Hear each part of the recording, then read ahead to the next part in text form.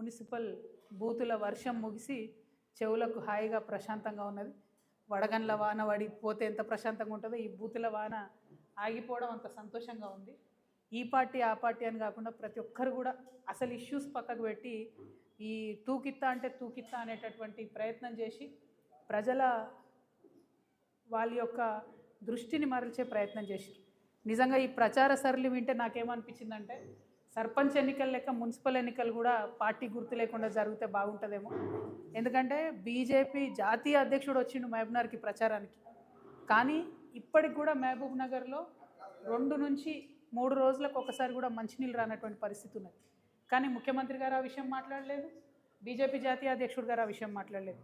మహబూబ్ నగర్లో ఒక 30 ఏళ్ళ కిందనే 3 సిటీ బస్సులు తిరిగేటి, ఊరంతా తిరిగేది, పొద్దంతా తిరిగేది, ఆటోలకు ఇబ్బంది లేకుండా మంచిగా ప్రజలు బస్సు ఎక్కి పబ్లిక్ ట్రాన్స్పోర్ట్ వాడుకునే పరిస్థితి ఉండే. ముఖ్యమంత్రి గారు ఆ విషయం ఎప్పుడు మాట్లాడారు.